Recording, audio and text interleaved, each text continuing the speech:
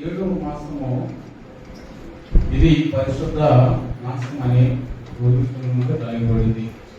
ఒకసారి మీకా గ్రంథము 8వ అధ్యాయం మనం చూసుకుంటే అక్కడ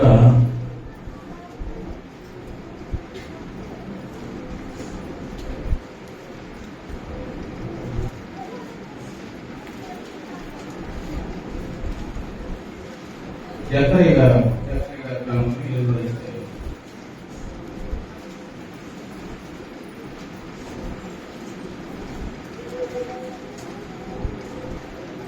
18వ వచనం కానించి ఒకసారి మరియు సైన్యములకు అధిపతి యెహోవా వాక్కు నాకు ప్రత్యక్షమై ఇలాగు సెలవిచ్చెను. సైన్యములకు అధిపతి యెహోవా ఆజ్ఞ ఇచ్చినదేమనగా 4వ నెలలోని ఉపవాసము, 5వ నెలలోని ఉపవాసము, 7వ నెలలోని ఉపవాసము, 10వ నెలలోని ఉపవాసము, యూదా ఇంటి వారికి సంతోషమును ఉత్సాహమును పుట్టించు మనోహరమైన పండుగలు అన్నారు. ఏమిటండి?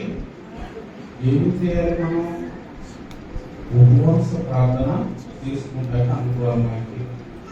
7వ మాసంలో ఉపవాసము అన్నిటికంటే కూడా అనుకూలమైంది. ఎందుకంటే మన విత్తనాలు నాటడానికి, నాట్లు వేసుకోవడానికి, మొక్కలు పెట్టుకోవడానికి, పిల్లల చదువుకి ప్రారంభ మాసం కనుక అటువంటి పని చేయదలుచుకున్న వారు ఆ పనులు చేసేవారు ఏం చేయాలి? పని చేసే ముందు, పని ప్రారంభించే ముందు ఏం చేయాలమ్మా? ప్రార్థన. ఎటువంటి ప్రార్థన చేసుకోవాలి? ఉపవాస ప్రార్థన చేయాలి. శ్రమ వచ్చినప్పుడు యెహోషాపాతు ఏం చేశాడు? ఉపవాస ప్రార్థన. ఉపవాస ప్రార్థన వల్లనే కార్యాలు జరుగుతాయి. అంతేకాని ఉపవాసం లేకుండా ఏదో ప్రార్థన చేసేసిన ప్రయోజనాలు మనకు ఎక్కువగా కనపడతాయి కానీ ఎక్కువగా కనపడదు. ఎందుకంటే మన ప్రార్థన బట్టి, అడిగిన దాన్ని బట్టి, నేను అడిగిన దాన్ని బట్టి దేవుడు మనకి అనుగ్రహిస్తుంటాడు. అంతేకాని మనం అడగకోకుండా అడిగే విధానాన్ని కూడా ప్రభువు చూపించాడు. గోజాడి మనం ప్రార్థించాలన్నా, గోజాడి అడగాలన్నా ఏం కావాలి? మనలో ఓర్పు కావాలి, మనలో నెమ్మది కావాలి, మనలో దీనత్వాన్ని దేవుని సన్నిధిలో చూపించాలి. అన్ని ఉన్నప్పుడు ఎవరు కూడా దీనత్వంగా చేయలేరు. ప్రార్థన చేస్తారా? మోషే గారు కూడా చూడండి. ఈ రోజు మనం మోషే గారి గురించి కొన్ని విషయాలు తెలుసుకున్నాం. దైవజనుల గురించి కూడా కొన్ని విషయాలు తెలుసుకున్నాం. నిర్గమకాండము 3వ అధ్యాయం చూసుకుంటే అక్కడ దేవుడు ఈ నిర్గమకాండం అంతా కూడా మీ అందరూ కూడా కంఠస్థమైనటువంటి గ్రంథం. ఎందుకంటే 4-5 సంవత్సరాల నుండి ఈ గ్రంథాన్ని మీకు ప్రతి ఏటా కూడా ఈ మాసంలో బోధిస్తూ ఉన్నాం. మరి మీ మనసులో ఎంతవరకు ఉందో నాకైతే తెలియదు, కానీ అందరూ ఇంటూనే ఉన్నారు. ఇక్కడ ఈ గ్రంథంలో ఈ రోజు మనం చదువుకునే భాగం ఏంటంటే దేవుడు మోషే గారికి ప్రత్యక్షమయ్యాడు. చదవండి ఒకసారి. మోషే మిద్యాను యాజకుడైన యిత్రో తన మామ మందను మేపుచు ఆ మందను అరణ్యం అవతలకు కోరుకొని దేవుని పర్వతమైన హోరేబుకు వచ్చింది. చూడండి, ఇక్కడ మోషే గారు ఎవరు? ఇశ్రాయేలీయులు, లేవి వంశస్థులు.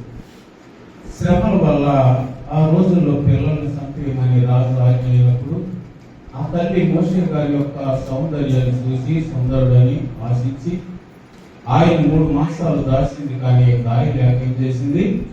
జబ్బు పెట్టి చేసి దానికి నీరు పూసి నైలు నదిలో ప్రక్కన జమ్ములో ఆయన్ని నాసులో పెట్టేసింది. ఎందుకంటే దారి ప్రక్కన వెళ్ళే వాళ్ళు చూస్తూ ఉంటారని. ఆ సమయానికి ఎవరు వచ్చారు? రాణి గారే వచ్చింది. రాజు హేరోదు ఐగుప్తు రాజు మార్తే. ఆ హేరోదు కుమార్తె చూసి ఆ పెట్టి తెమ్మన్నప్పుడు ఆ పరిసరాలకు వెళ్ళారు. దాసీలు ఆ పెట్టిని తెచ్చి చూడగానే ఆ బాలుని చూసి ఆ బాలుని చూడగానే ముక్తుడైపోయింది, ముక్తురాలైపోయింది. ఎందుకని? సుందరుడు అని ఎటువంటి వాడండి? సుందరుడు.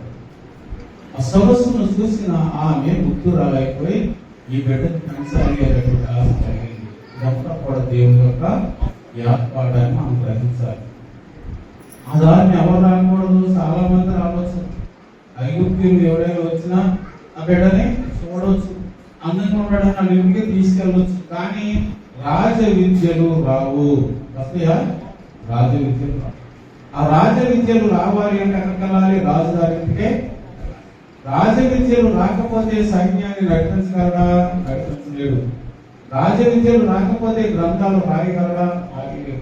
కాబట్టి గ్రంథాలు రాయడానికి చదువు కావాలి, ప్రజలు నడిపించడానికి వివేకం కావాలి, యుద్ధశూరుడై ఉండాలి. ఇవన్నీ కూడా ఎవరు చేస్తారు? రాజు ఇంటికి వెళ్తేనే చేస్తారు. కనుక రాజుగారు కుమార్తెని తీసుకుని వచ్చి ఆ కుమార్తె ద్వారా బయటకు తీసుకుని వచ్చి ఆ బిడ్డను పెంచడానికి మళ్ళీ తల్లినే దాడిగా తీసుకొని పాలు మరిచిన తర్వాత నాకు ఇయ్యమని మళ్ళా చెప్పి, తండ్రి ఆజ్ఞ ఏంటి? ఎబ్రీ పిల్లలను నైలు నదిలో ఆరసేసినట్టు. కానీ ఏమేం చేస్తుంది? ఎబ్రీ సంతానం అక్కడ అంతా ఏమంది? ఎబ్రీ యొక్క బిడ్డే అంది. తెలిసి కూడా ఎందుకని ప్రేమించింది? అతనిలో ఉన్నటువంటి ఆ కాంతి. మనలో కూడా ఏముండాలి? కాంతి ఉండాలి. ఆ ముఖ కాంతి మనలో ఉన్నప్పుడు, ఆ దేవుడి యొక్క ఆకర్షణ అనేది మనలో ఉన్నప్పుడు ఎవరైనా మనల్ని సహాయం చేయడానికి ఇష్టపడతారు. ఆ ముఖ కాంతి అనేది మనలో లేనప్పుడు ఎవరు మన సహాయము చేయరు. కనుక ప్రియులారా, సుందరుడైనటువంటి మోషే గారిని పెంచింది, సకల విద్యలు నేర్పించింది. నేర్పించిన తర్వాత అన్ని విద్యలు వచ్చాక ఏమొస్తుంది? మనిషికి అహం వస్తుంది. అన్ని ఉన్నప్పుడు ఏమొస్తుందండి? అహం వస్తుంది. తినడానికి, ఉండడానికి, కట్టుకోవడానికి, ఇంట్లో డబ్బు ఏం చేసినప్పుడు ఏం తెలియలేక ఆ అహం వచ్చింది. నాకేంటనేటువంటి ఒక విధానం ఏర్పడినప్పుడు ఏం చేశాడు మోషే గారు? తన ప్రజలు అసలు చూద్దాం షికారు కానీ వెళ్ళాడు. అక్కడ ఒక హెబ్రీయుడును ఒక ఐగుప్తీయుడు పోట్లాడుకుంటున్నారంటండి. ఆ పోట్లాడుకునే సమయంలో చూశాడు, ఇతరులో ఏముందో రక్తమో? హెబ్రీయుడి రక్తం ఇతరులో ఉంది కనుక ఐగుప్తుడు అన్యాయంగా ఇతను కొట్టడం చూసి అతను సంకేసులో బాధేశాడు. ఇతను ఏమనుకోవచ్చు? ఇప్పుడు సూర్యుడేనా? ఇతరులు ఏముంది? నేను ఏదైనా చేయగలనేటువంటిది ఉంది. మరి ఇటువంటి సమయం వచ్చేసి ఆ సంగతి కూడా రాజుగారికి తెలిసింది, సంపాలనుకున్నాడు. ఇది కథ అంతా మీకు తెలిసింది కాబట్టి ఊరికి ఎవరు చెప్పవలసి చాలా ఉంది. కనుక ప్రియులారా, ఆ రాజుగారు సంపాలనుకున్నప్పుడు ఏం చేశాడు? విజయానికి పారిపోయాడు. అక్కడ ఇద్దరు ఒక ఆయనకి 7 కుమార్తెలు ఉన్నారు. వాళ్ళు గొర్రెలు కాసుకుంటానికి వస్తున్నారు. గొర్రెలు కాసుకుని ఎంత నీళ్లు పెట్టుకొని లేదు ఆ ప్రాంతం వాళ్ళు. వాళ్ళు చేతుకుంటే కోసేసి వాళ్ళు అర్ధరాత్రి వరకు అక్కడే ఉంచుకున్నారు. ఈ మోషే గారు చూసి ఏం చేశాడు? వాళ్ళని అవతలకి నెట్టేసి గొర్రెలకు నీళ్ళు పోసి ఆ ముందు పంపిస్తే తండ్రి అన్నాడు, ఆయన మన ఇంటికి తీసుకుంటాను అన్నాడు. ఆ తీసుకెళ్ళిన తర్వాత ఆ ఇంటికాడ ఆయన ఉండడానికి ఇష్టపడ్డాడు కనుక అతను భోజనం పెడుతున్నారు. అతను 12 గొర్రెలు కాసేపు అప్పగించడానికి గొర్రెలు. ఆ గొర్రెలు కాగితం ఎన్నాళ్ళు కాశాడు? 40 సంవత్సరాలు ఐగుప్తులో ఉండి విద్యలు నేర్చుకున్నాడు. 40 సంవత్సరాలు గొర్రెలు. ఈ గొర్రెల కాపర్లో ఏం జరిగితే జ్ఞానోదయం అయింది. ఆ ప్రాంతం వారు ఎవరు కూడా అతన్ని గమనించేవారు కాదంట. ఎందుకంటే ఇది హెబ్రీయులు, వీళ్ళందరూ కూడా ఎట్టి పనులు చేసేవాళ్ళు, వీళ్ళందరూ పాలు పనులు చేసేటువంటి వారు. ఇటువంటి వాడు కుటుంబంలో వచ్చినటువంటి వాడు యాజకులు ఇంట్లో ఉన్నంతమంది గౌరవిస్తారా? గౌరవించరు, ఎవరు ఆదరించరు. ఎందుకంటే ఇతరు పూర్వజన్మాన్ని ఎత్తుతారు. ఆ స్థితిని బట్టి మోషే ఒంటరి అయిపోయాడు. ఒంటరి అందులో ఎవరు కలుపుకోవట్లేదు, ఎవరు ఏం చేయట్లేదు. ఒకనాడు ఏం చేశారు? ఆ ఒంటరి స్థానంలో ఇక ఆ అరణ్య మాత్రం ఉన్నటువంటి హోరేపు పర్వతం దగ్గర అప్పటికి దేవుడికి అందులోకి ఏమొచ్చింది? వివేకం వచ్చింది, వినయం వచ్చింది. ఎందుకంటే నేను ఒంటరి వాడు, నా సహవాసం ఎవరు లేదు, ఎవరు నా సహాయం, నా జీవితం ఇంతేనా, ఇక నా బ్రతికి ఇంతేనా అన్నటువంటి ఆలోచన ఉన్నప్పుడు దేవుడు ప్రత్యక్షము చూడండి. ఇప్పుడు చదవండి అయ్యా. ఆ పొద ఒకటి కనపడింది. ఆయన అక్కడ గోరేపు దగ్గర వేపుతూ ఉంటే ఒక పొద మండుతూ ఉంది. ఆ పొదలో నుండి పొద కాలట్లేదు కానీ మంటలు కనపడతా ఉన్నాయి. స్త్రీల దీన్ని నానా విధాలుగా కూడా భావిస్తారు, గమనించవచ్చు. ఇశ్రాయేల్ ప్రజలు శ్రమలో ఉన్నారు, మంటల్లో ఉన్నారు, కానీ వాళ్ళు కాలిపోయారా? కాలిపోయారు. ఈ పొద ఎవరిని చూపిస్తుంది? ఇశ్రాయేల్ ప్రజలు కూడా చూపిస్తుంది ఒక రకంగా. నీతిమంతులైనటువంటి వారు శ్రమలు వచ్చినా కాలిపోతారా? కాలిపోరు. భక్తిహీనులు అయితే ఏమైపోతారు? కాలిపోతారు. ఎందుకంటే భయపడతారు కనుక భయమే వారిని ఆల్చేస్తారు. కనుక ప్రియులారా, ఇక్కడ మనం నేర్చుకోవాల్సిన విషయం ఏంటంటే, ఇశ్రాయేల్ ప్రజలను చూపించడం కోసం, ఆ శ్రమలను చూపించడం కోసమే యెహోవా దేవుడు ఆ పొదలోకి దిగివచ్చాడు.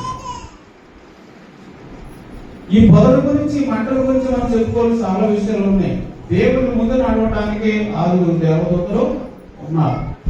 ఒకరు మండుతూ ముందు దారి చూపించేవారు, ఒకరు వార్తాహరులు, ఒకరు యుద్ధం చేసేవారు, ఒకరు సంవాలు, ఇట్లా రకరకాలైనటువంటి వారు. ఇప్పుడు ఎవరు పంపించాడు? అగ్ని కలిగినటువంటి దేవదూత గారిని పంపించి రఘుయేరుని ఆ మన పొద మండుతూ ఉండగా వీరు చూడడానికి అక్కడికి వెళ్ళినప్పుడు ఆ పొదలో నుండి ప్రభువు మాట్లాడుతున్నాడు. ఏమని? మోషే, మోషే, నీవు నిలుచున్నటువంటి స్థలము పరిశుద్ధము, ఈ పాదాలకున్న చెప్పులను విడిచివేయమన్నాడు. ఎందుకని? పరిశుద్ధ స్థలంలోకి వచ్చినప్పుడు పాదశుద్ధి మనకి కావాలి. ఏం కావాలండి? హృదయశుద్ధి కావాలి. చెప్పులు వేసుకొని మన ఇంట్లో కూడా వెళ్ళం కదా, దేవాలయంలోకి వెళ్ళచ్చా? వెళ్ళకూడదు కదండి. అంతేకాదు, ఇంకొక విషయం దైవజనులు అన్నారు, నీవు ఆలయానికి వచ్చినప్పుడు నువ్వు ఒక పని చేయి.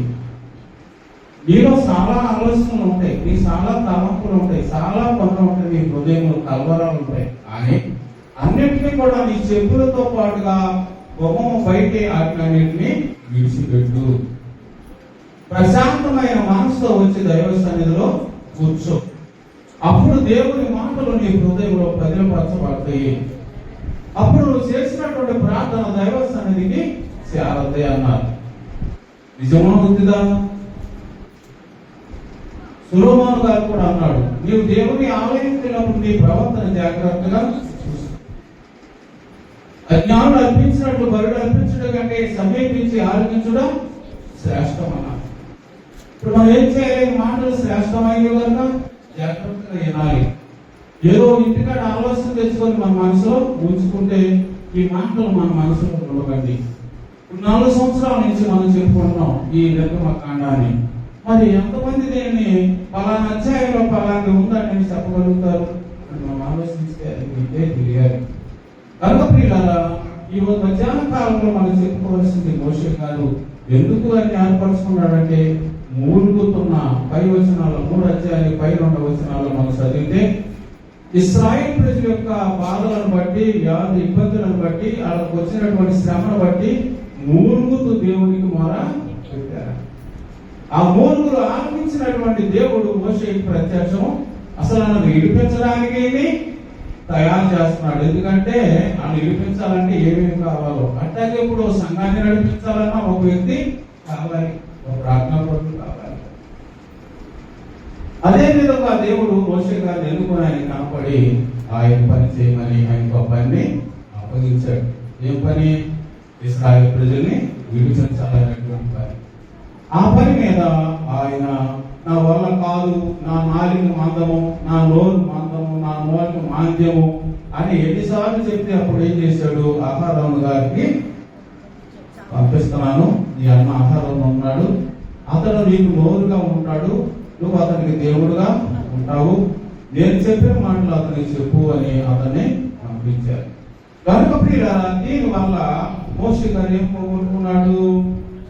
యాజకత్వాన్ని పోగొట్టుకున్నాడు. దేవుని కృపను, సంతోషాన్ని పోగొట్టుకున్నాడు. పోగొట్టుకోవడం వల్ల యాజకత్వం ఎవరికి వెళ్ళింది? అహరోను గారికి వెళ్ళింది, కానీ మోషే గారి పుత్రుడికి రాలేదు. అట్లాగే దేవుని సన్నిధిలో దేవుడు నీకు ఏ పని ఇస్తాడో, నాకు ఏ పని ఇస్తాడో ఆ పనిని మనం ఏం చేయాలి? నమ్మకంగా చేయాలి. నేను ఇది చేయలేను, అది చేయలేను, అది నాకు అక్కర్లేదు, ఇది నాకు బాగోలేదు అని దాన్ని దోసి వేస్తే సాకులు చెప్తే ఏం చేస్తాడంటే ఆ పని చేసే వారిని వేరొకరిని ఏర్పరచుకుంటాడు, కానీ నీకు రావాల్సినటువంటి ఆశీర్వాదాన్ని ఆయన దేవుడు తీసివేస్తాడా? తీసుకువెళ్ళా మోషే గారిని తీసుకెళ్ళారు కదండి. నువ్వు నేనంతా ఏం చేయాలి? ఏలీ కుమారుడు దేవుని మాట వినకపోతే ఆ యాజకత్వాన్ని తీసుకెళ్ళి ఎవరికి ఇచ్చాడు? సమూయేలు గారికి ఇచ్చాడు. సమూయేలు గారితో చెబుతాడు, అయ్యా నా బిడ్డల సంగతి ఆ యాజకుని అర్థించి నీ ఇంటి వారి భోజనము తింటారన్నాడు. ఏం చేశారు? నేను రక్షించారు. ఇటువంటి యాజకత్వం ఎవరు వస్తున్నారు? ఏలీ గారిదే కదండి. ఎవరు పిలిచేశాడు? సమూయేలు పిలిచాడు. నమ్మకస్తుడు కనుక దేవునికి నమ్మకంగా ఉన్నాడు. ఏలీకి పరిచర్య చేశాడు, కొడుకులు చేయని పరిచర్య చేశాడు. యాజకులు చేయవలసిన పని అంతా కూడా సమూయేలుగానే చేశాడు. అంటే ఎవరైతే వినయము కలిగి జీవిస్తామో వాళ్ళకి దేవుడు ఇస్తాడు, ఆశీర్వాదాన్ని ఇస్తాడు. ఆ వినయం అనేది మనలో లేనప్పుడు ఇది ఎవరో చేస్తారులే, నేను చేయకపోతే ఏంటని మనం తలచినప్పుడు ఆ పని నుండి మనల్ని పక్కకి తొలగిస్తారు. వచ్చి ఆశీర్వాదాన్ని మనం కోరుకుంటాం. కాబట్టి అటువంటి మనస్సు లేకుండా ఆయన చెప్పిన మాట ఏది మనం చేయాలి అంటే ఏం చేయాలి? మనలో వినయ భావము కావాలి. ఎవరైతే ఎరిగి నలిగిన హృదయంతో నన్ను ప్రార్థిస్తారో వారి ప్రార్థన ఆలకిస్తానన్నాడు.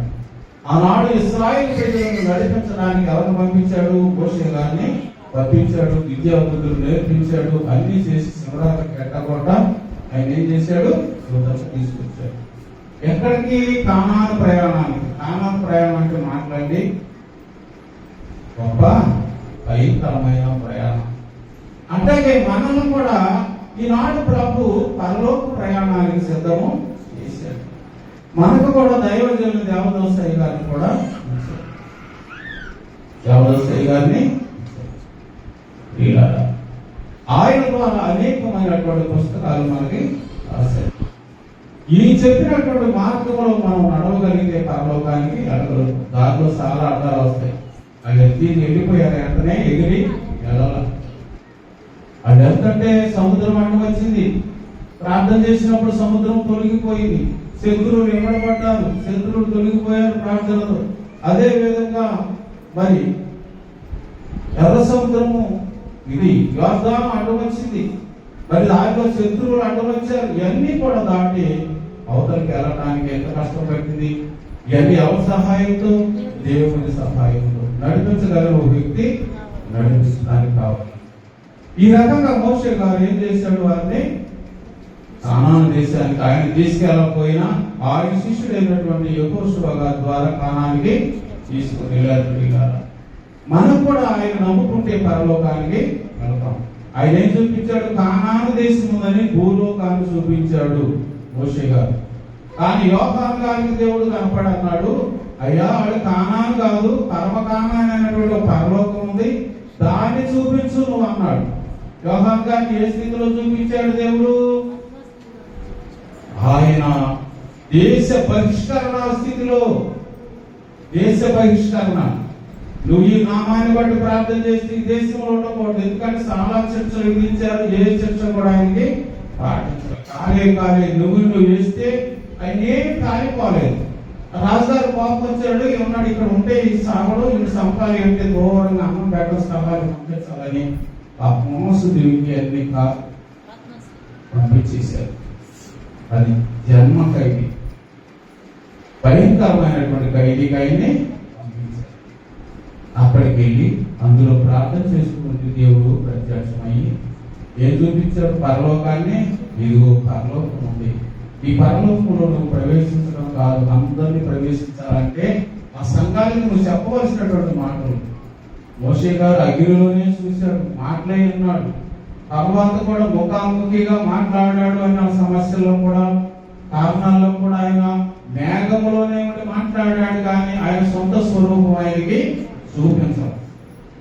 నిన్ను చూడాలయ్యా అని అన్నప్పుడు ఇదిగో ఈ పర్వతం ఉంది, ఈ కొండ చాటున నువ్వు ఉండు, ఈ కొండ త్వరలో నుండి నువ్వు నన్ను చూడు, నేను దాటిపోయాక నా వెనక పార్శ్వము చూడమన్నాడు. నిజస్వరూపం చూడాలంటే అంత కష్టం. కానీ యోహాను గారు స్వయం గారి స్వరూపాన్ని చూశాడు. చూడండి ఒకసారి ప్రకటన గ్రంథం 1వ అధ్యాయము 8వ వచనం కాడి నుంచి చదవండి.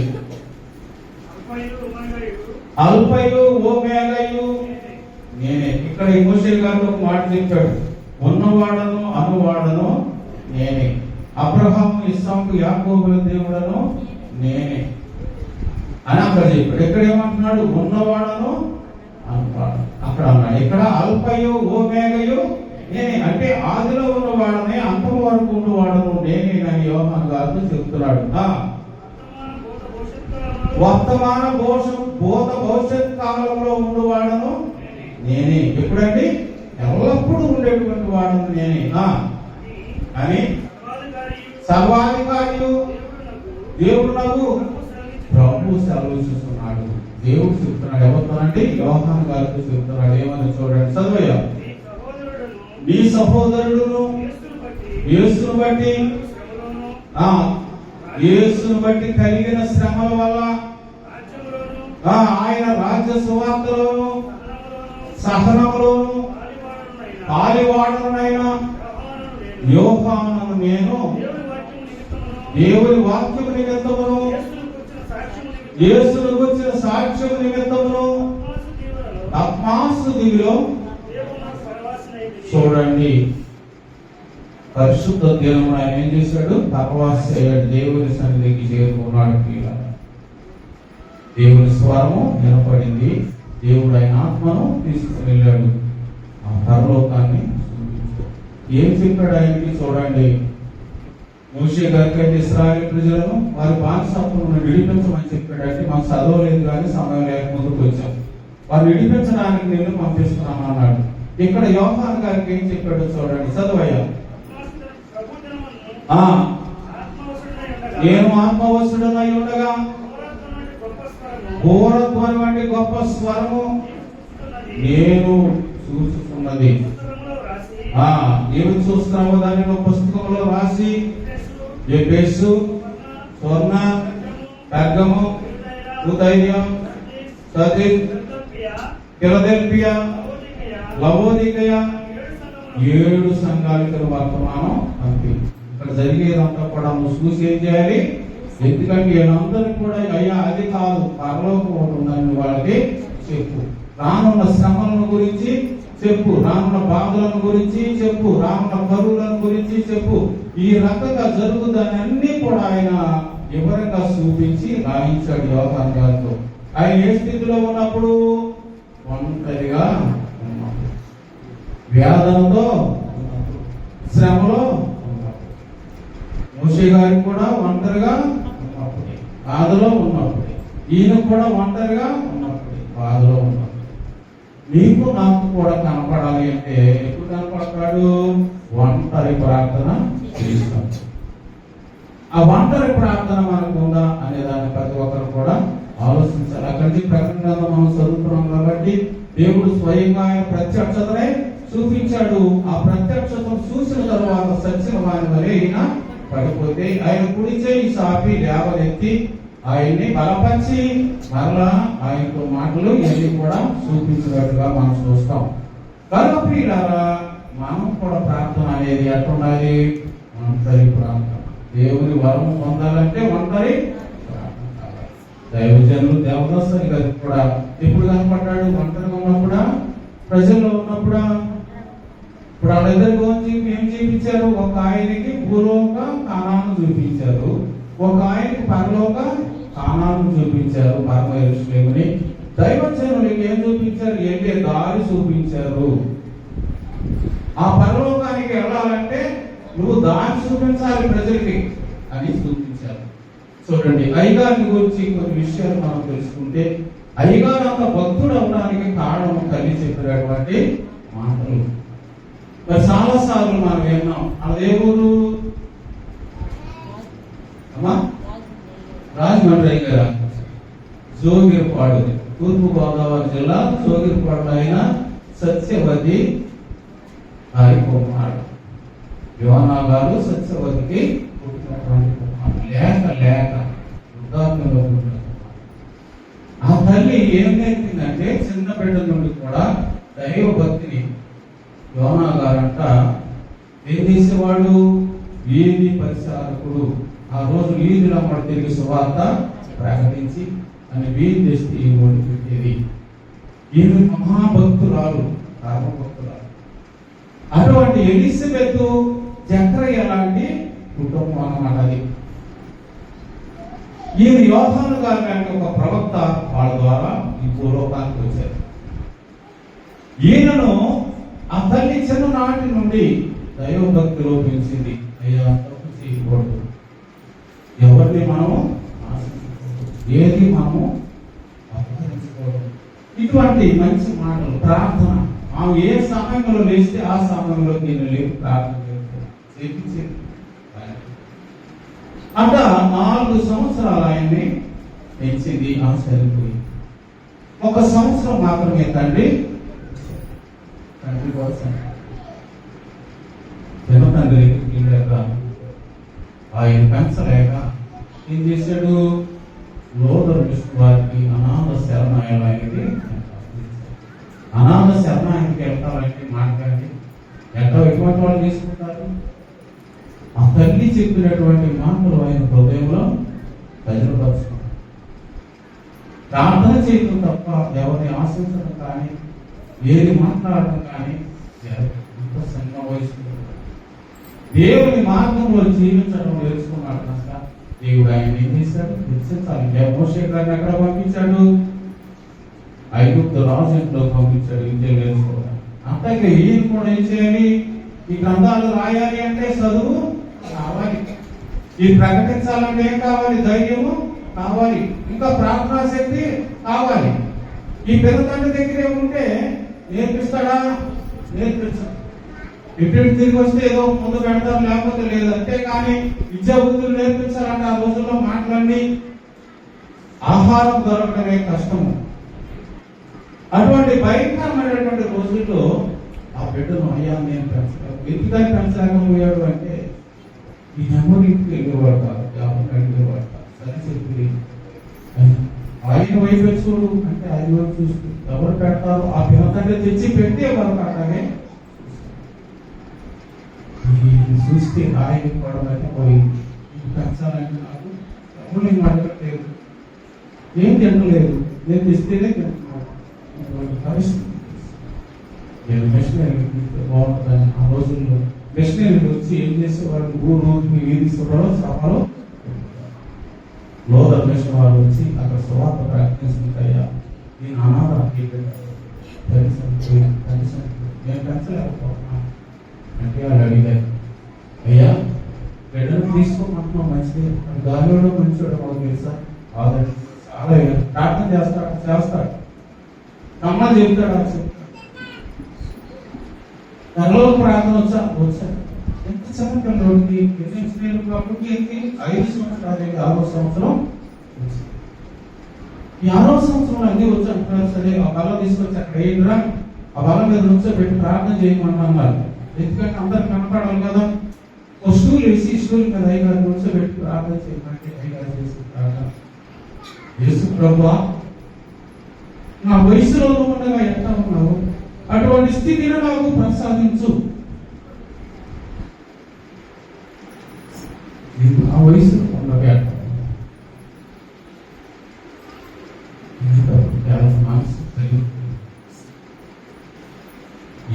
ఎవరు మనసు యేసు ప్రభు అంటున్నాడు. యేసు ప్రభు ఉన్న స్థితిని కావాలంటున్నాడు. అంతమే కాకుండా ఆయన చక్కని నేపథ్యాలు, పొడవైన ముక్కు, సుందరమైనటువంటి ముఖం చూసినప్పుడు ఉంటుకున్న వస్త్రాలను చూడాడు. ఆ ముఖమును చూసి ఈ బిడ్డను మేము తీసుకుంటామని నాకు తీసుకొని ఇచ్చిన బుద్ధులన్నీ కూడా నేర్పించారు. ఆయన పడినటువంటి బాధలు ఎన్నో. సెలవులు వచ్చినప్పుడు అందరూ కూడా పిల్లలందరూ కూడా మా నాన్న వస్తాడు, మా అమ్మ వస్తుంది, మేము వెళ్ళిపోతాం, మా చుట్టాలు వస్తారు, వెళ్ళిపోతాం. ఎవరయ్యా వస్తాం అని చెప్తుంటే ఏం చేస్తాడు? వచ్చేవారు ఎవరైనా ఉన్నారా అంటారు.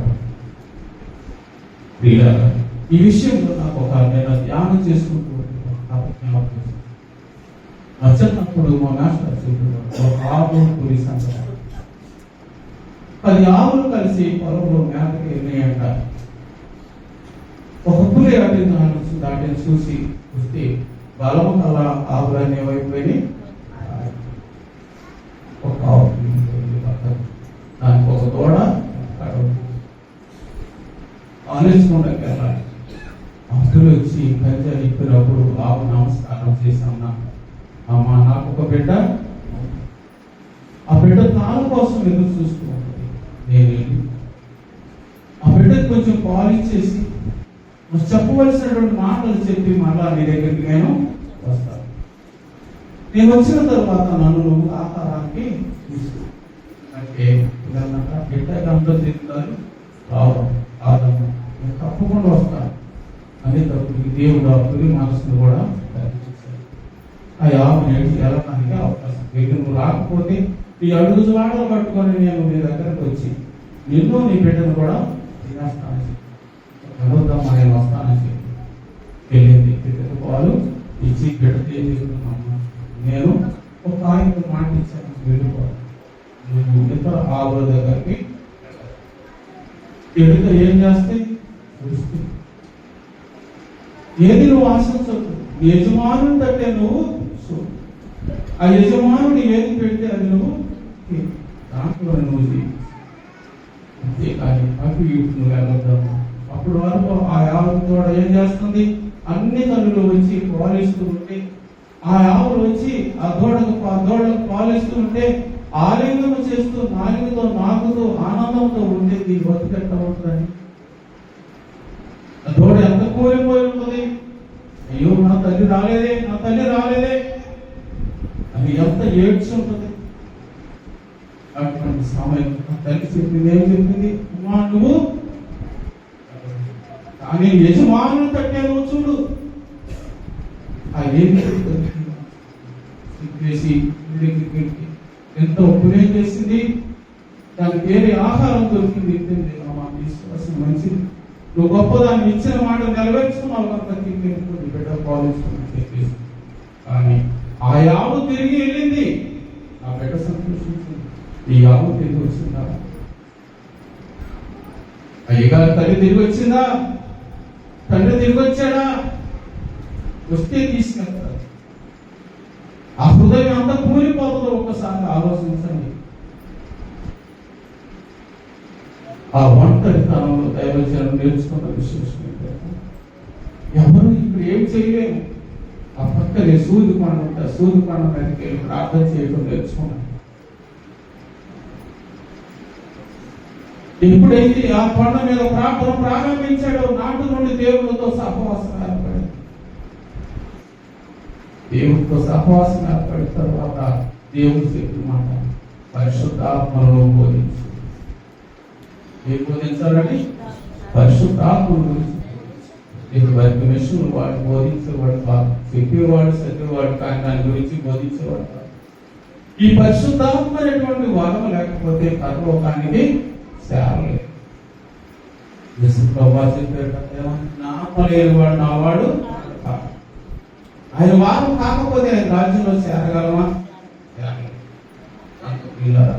ఆ పరిశుద్ధాత్మను బోధించమంటే ఆ వాక్యాన్ని బోధించడం ప్రారంభించిన నాటి నుండి విష్ణు వారందరూ కూడా ఆయన్ని వేళ చేశారు. ఆయన మాట నేను 30 మంది మాస్టర్లు ఈ పరిశుద్ధాత్మతో నేను భాషలు మాట్లాడుతూ ఉంటే అక్కడ ఉన్న వాళ్ళందరూ కూడా రిపోర్టు ఇచ్చారు. అయ్యా వీళ్ళు వాళ్ళు చేస్తున్నారు, వాళ్ళు పిలిచి యజమానులు అయిన వాళ్ళు ఏంటయ్యా లేనిపోయిన వాళ్ళు పెడుతున్నాం వాటి కాదయ్యా, బైబిల్లో ఉన్న పరిశుద్ధాత్మను పొందమని యేసు ప్రభు వారే చెప్పాడు. ఈ పరిశుద్ధాత్మను పొందే వారు కూడా యెరూషలేము విడిచి అవతలికి వెళ్ళవద్దని చెప్పాడు. ఈ పరిశుద్ధాత్మ శక్తి పొందిన తర్వాతే వారు వెళ్ళి అనేకులకు సువార్తను ప్రకటించారు. కనుక అటువంటి సువార్తను మనం ప్రకటించకపోతే ప్రజలు ఎట్లా మారుతారు అంటే అది మన గ్రంథంలో ఉంది కానీ మన మిషన్లో లేదు. దేవుడు నాకు చెప్పాడు కనుక నేను చేస్తానన్నారు. దైవజ్ఞం చేస్తానంటే బహిష్కారం చేశారు, బహిష్కరించేశారు. సంఘ బహిష్కారం, సంస్కార బల దగ్గరికి వస్తే ఏమని పొమ్మన్నారు. అవతలికి వెళ్ళి ఏడుస్తూ ఉంటే దేవుడే స్వయంగా బలను దించి ఆయనకు పరలోక సంస్కారాన్ని అందించారు. అందించిన తర్వాత ప్రభు చెప్పిన మాట, ఇదిగో రాజు మరి బయటికి వెళ్ళు. ఈ బైబిల్ మిషన్ అనేటువంటి అంశాలు బంగారు కష్టాలతో రాసి ఆయన చూపించి బయటికి, అయ్యా నేను మిషన్ ఎట్టాన్ని మెయింటైన్ చేయగలను, ఎట్ట దాన్ని నడిపించగలను. ఇవాళ లోదర్ మిషన్ వాళ్ళు ఉన్నారు, వీళ్ళు జీతాలు ఇచ్చి మాస్టర్ని పంపిస్తున్నారు. అక్కడ ఉన్న వారికి భోజనాలు పెట్టి సంఘాన్ని రప్పిస్తున్నారు. వాళ్ళకు బట్టలు ఇచ్చి వాళ్ళని ఆదుకుంటున్నారు. వాళ్ళ మానేసి ఇక్కడికి ఎవరు వస్తారు ప్రభువా, నీ పెట్టుకుని బయటికి పెట్టు. ఇది నా ప్రభు ఏం చేశాడు, బయటికి పంపించాడు, బైబిల్ మిషన్ స్థాపించాడు. ప్రభు అయ్యగారు వచ్చిన కాడ నుండి ఏం రాశాడు, పరలోకానికి చేరాలంటే మనం ఏం చేయాలి, ప్రార్థనలో. ఈ ప్రార్థనలు రాసింది ఎవరు, దైవజనం. 7 మెట్లు ప్రార్థన, సన్నిధి క్రమాలు, సన్నిధి సంపద, సన్నిధి గంట, ఇటువంటి సన్నిధిని గురించేటువంటి పుస్తకాలని కూడా దైవజనులు ప్రజలకు నేర్పించి పరలోకానికి వెళ్ళే దారిని చూపించారు.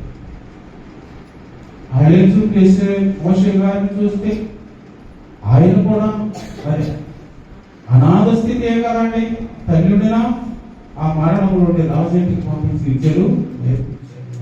అయిపోయిన తర్వాత యోహాను గారు కూడా సంఘ బహిష్కరణ, దేశ బహిష్కరణ జరిగిన తర్వాతే ప్రార్థన చేసినప్పుడే ఆయన కనపడి పరలోకాన్ని గురించి చూపించారు, శ్రమల గురించి బోధించారు.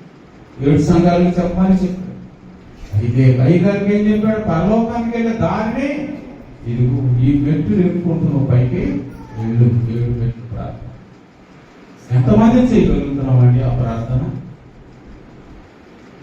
7 మెట్లు ప్రార్థన ఎంతమంది చేయగలుగుతున్నాం? పరలోకానికి వెళ్ళాలంటే ఎట్లా వెళ్ళిపోతాం?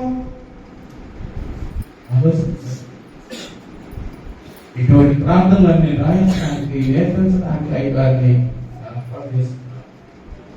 ఇప్పుడు ఆయన భూలోక ప్రవక్త ఉన్నటారు కాదంటారు అందిస్తున్నారు.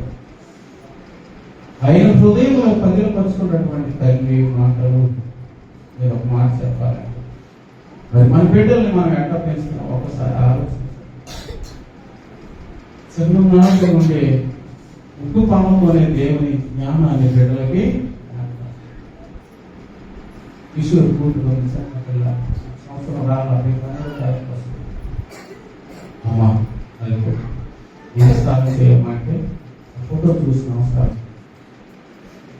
భజన చేయమంటే భజన చేస్తాం, మా మీద మాట చూపిస్తాం. ఎంతో ఇష్టం. మేము నేర్పిస్తున్నాం, భజన నేర్పిస్తున్నావా? ప్రభుకి నమస్కారం చేయడం చూపిస్తున్నావా? ప్రార్థన చేయడం నువ్వు నేర్పిస్తున్నావా? ప్రియులారా, ఒక్కసారి ఆలోచించాలి. సత్యవతిగా నేర్పిస్తే అది ఆయన హృదయంలో గూడు కట్టుకుపోయింది. ఈ బిడ్డలకు నువ్వేది నేర్పుతావు అదే గూడు కట్టుకుంటది. మర్చిపోమాకండి. తిట్టామా అంటే తిడతమే వెళ్ళిపోతాడు జీవితం, కుట్టామా అంటే పడతమే వెళ్ళిపోతుంది, అర్చిస్తున్నామా సొమ్మ అంటే అదే అలవాటు అయిపోతుంది. ఏం నేర్పిస్తావా? రౌడీలుగా పెంచడం నేర్పిస్తున్నావా? వినయంగా జీవించడం నేర్పిస్తున్నాం అనేది మనం అయ్యగారి జీవితంలో నేర్చుకోవాల్సినటువంటి విషయం. అంత చిన్న వయసులో అంత క్రమం నేర్చుకున్నాడు అయ్యగారు. అది ఆయన జీవితానికి ఎంత తీసుకెళ్ళింది? ఆకాశ శిఖరానికి తీసుకుని, సూర్యకొండ శిఖరానికి వెళ్ళి చేసిన ప్రార్థన ఆకాశ శిఖరానికి వెళ్ళింది. ప్రియులారా,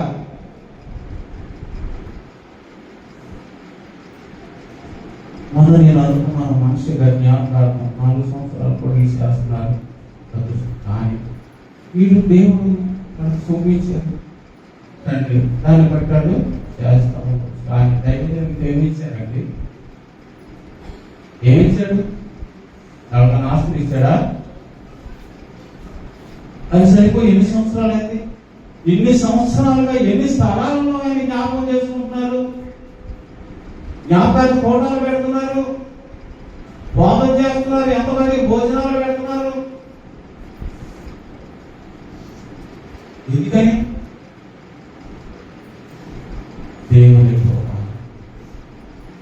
దేవుని నమ్ముకుంటే నీ జీవితం ఎప్పుడూ చెడిపోదు, నువ్వెప్పుడు మర్చిపోబడవు.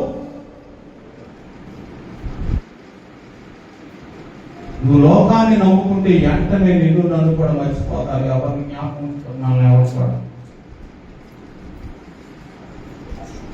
దేవుని నమ్ముకున్నప్పుడే వారి జీవితాలలో నువ్వు ముద్రించబడు.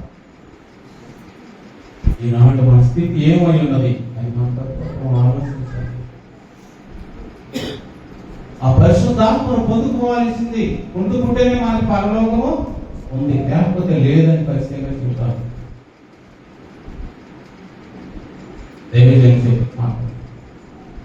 ప్రార్థన కాదు. ఎవరి కోసం ప్రార్థన చేస్తున్నాడు దేవుడు? యేసుప్రభు గారు మన కోసమేనా? అందరి కోసం చేస్తున్నాడా? అందరి కోసం. ఆయన నమ్మిన వారి కోసం చేస్తున్నాడు. చూడండి ఒకసారి యోహాను సువార్త 17:7 కానీ చదవండి.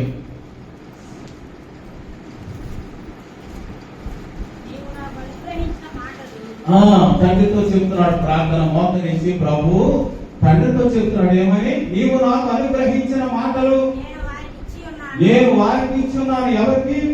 ఆయన సంఘానికి ఇచ్చాడండి. వారు ఆ మాటలను అంగీకరించి నేను నీ యొద్ద నుండే వచ్చానని వారు నమ్మారు. నీవు నన్ను పంపినవని నమ్మిరి కనుక నీవు నాకు అనుగ్రహించినవని నీ వలనే కలిగినవని. చూడండి, ఇవన్నీ కూడా దేవుడే మనకి ఇచ్చాడని వారు నమ్మి ఉన్నారు. చదవమ్మా.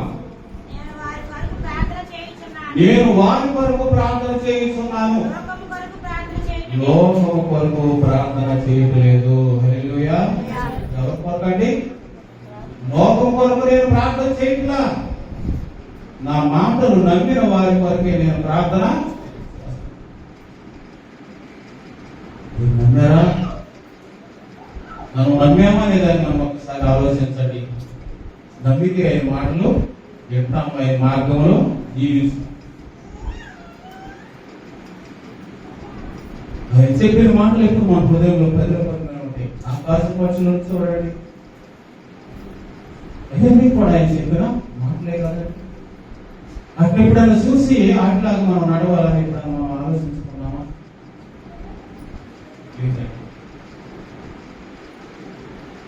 అట్లయితే ఎక్కడ జరుగుతుందండి అనుకుంటాం అంతే. కానీ జరపగలిగిన దేవుడు ఒక ఆయన ఉన్నాడని మనం మర్చిపోతాం. నడిపించగలిగిన శక్తివంతుడు ఒకడు ఉన్నాడని మనం మర్చిపోతాం. మన స్వనీతి మీద, మన సమృద్ధి మీద మనం ఆధారం కలిగి సాగుతూ ఉంటాం. ఎంత శ్రమైన పడ్డాం కానీ దేవుని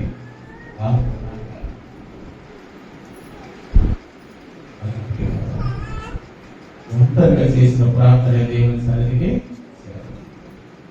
యేసు ప్రభు వారు కూడా ఒంటరిగా చేసినప్పుడే దేవలోకంలో వచ్చి ఆయన బాధపరిచారు. అంతేనంటారా? అయితే శిష్యులు 10 మంది ఉన్నారు కదా, వాళ్ళతో కలిసి చేశాడా? 8 మందిని బయట పెట్టాడు, లోపల తీసుకుని 8 మంది బయట పెట్టి ముగ్గురిని వాళ్ళని కూడా ఇంకా దూరంగా రాత్రి వేద దూరం వెళ్ళని మోకరించి ప్రార్థన ఎందుకని?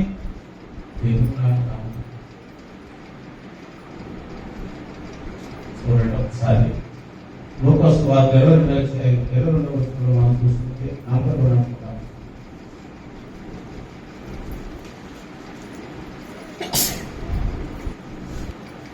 లూకాసు వార్త 22:42. వారి యొద్ద నుండి రాతి వేద దూరము వెళ్ళి మోకాళ్ళు ఊని తండ్రి, ఈ గిన్నె నా యొద్ద ఈ గిన్నె నా యొద్ద నుండి తొలగించు. ఈ సిద్ధమైతే చూడండి, మోకాళ్ళుని తండ్రి ఈ గిన్నె నా యొద్ద. శ్రమ, నీకు నాకు శ్రమ వచ్చినప్పుడు దేవుని దగ్గరికి వెళ్తున్నామా, లోకం దగ్గరికి వెళ్తున్నామా అనే దాన్ని ఒకసారి ఆలోచించుకోండి.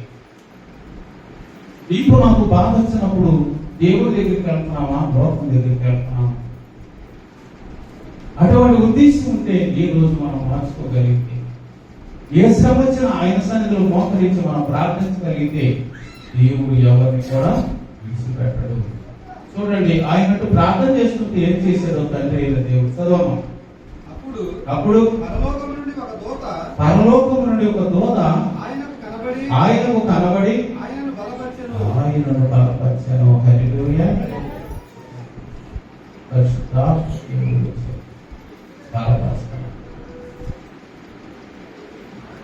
మనం చేస్తే రారా? ప్రభు చెప్పాడు, మాట తప్పుతాడా? మీకు ఏది ఇష్టమో అడగండి, నేను ఇస్తాను. మీ బిడ్డలు మిమ్మల్ని రొట్టెని అడిగితే రాత్రి ఎవరు, చేపలు అడిగితే పావులు ఎవరు? మీరు చెడ్డవారైండు కూడా మీ బిడ్డలకు మంచి ఈవులు ఎన్నుండగా మీ పరలోకపు తండ్రి అంతకంటే మంచి ఈవులు మీకు ఇయ్యడా? ఆయన అబద్ధం ఆడటానికి మనిషిగా కాదండి, దేవుడు. ఆయన అడగలేక మనం పొందలేకపోతున్నాం అంతే. ఈ వాక్యం ధ్యానిస్తుండగానే మాకు ఆలోచన వచ్చింది, మీరు ఎవరైనా సరే అంత ధ్యానించాలి అనేటువంటి మనసు మీకు ఎవరికైనా ఉంటే, ఈ మోషే గారి సుఖోపవాస కాలంలోనే మీరైనా మీ పక్కవారు ఎవరైనా సరే ఇంటికాడ ఒక మాట చెప్పండి, అయ్యా మేము 10 రోజుల దాకా ఊరు వెళ్తున్నాం రాము అని. అంతే, ఓసారి బట్టలు పెట్టుకొని వచ్చేసి పొద్దున్నే మొక్కలు కట్టుకోండి, స్నానం చేయండి, విడిసిన బట్టలు ఉతుకొని ఆరేసుకోండి. టిఫిన్ ఉంటుంది, నేనే చేస్తాను, ఎవరు అంటారా? ఈ ఇంటికాడ వాళ్ళు ఎప్పుడు చేస్తారు. అప్పుడు చెప్పేది ఊరు వెళ్తున్నామని చెప్పండి. పొద్దున్నే టీ నేను ఇస్తాను, 1 గంట మళ్ళీ భోజనము చేస్తాం, మళ్ళీ సాయంత్రం 5ంటికి లేకండి. 1 గంట సేపు మీకు వచ్చినటువంటి దర్శనాల గురించి, మీకు వచ్చిన అనుభవాల గురించి మాట్లాడుకోండి. ప్రశాంతంగా కూర్చొని కొద్దిగా టీ తాగండి. మరి 8ంటికి నేను భోజనం తీసుకొచ్చి మీకు ఇష్టం ప్రార్థన చేస్తాను. అంత సన్నిధిలో మీకు చేయగలిగిన వారు ఎవరైనా ఉంటే మీకు ఎటువంటి పొదుపు లేకుండా పెట్టే బాధ్యత నాది.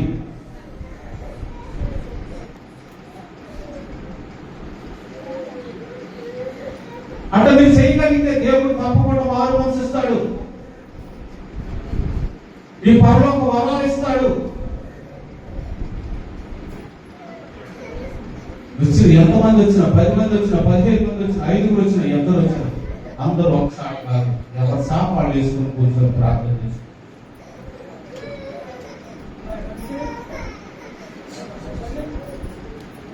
పది రోజులు ప్రయాణం ఏముందండి? యాత్ర అయితే 10 రోజులు యాత్ర లేదా? ఊరైతే 10 రోజులు అవసరమైతే ఉండలేదా? మరి దేవుని సన్నిధిలో ఉండడానికి మనం ఇష్టపడగలుగుతున్నాం? ఆలోచించండి. పురుషులైనా సరే, స్త్రీలైనా సరే, ఎవరైనా సరే. ఆహార బాధ్యత మాత్రం నాదే.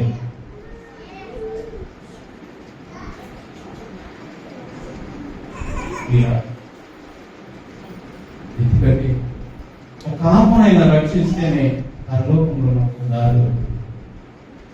ఒక ఆత్మను కూడా రక్షించలేకపోతే ఎందుకండి? దోమబడిన చెత్త పెద్ద కొప్పుంటే బట్టి ప్రయోజనము లేదు. గట్టిగా పండినటువంటి పంట ఒక మోపుంటే చాలు, 10 కేజీలు గింజలు కొట్టుకుపోయేది కాదండి మనకు కావాల్సింది, నిలబడేది కావాలి. ఈ వాక్యాన్ని ధ్యానించినప్పుడు కళ్ళ నీరు కారిపోయి అయ్యగారి గురించి ధ్యానిస్తుంటే, ఆవుల గురించి ధ్యానిస్తుంటే, ఆ దూడపడిన వ్యాధుల గురించి ధ్యానిస్తూ ఉంటే నేనేం చేస్తున్నాను అసలు ఈ సంఘానికి, నేనేమైనా చేయగలుగుతున్నానా అనేది నా మనసు కలవట్లేదు. అందుకే మీకు ఈ మాట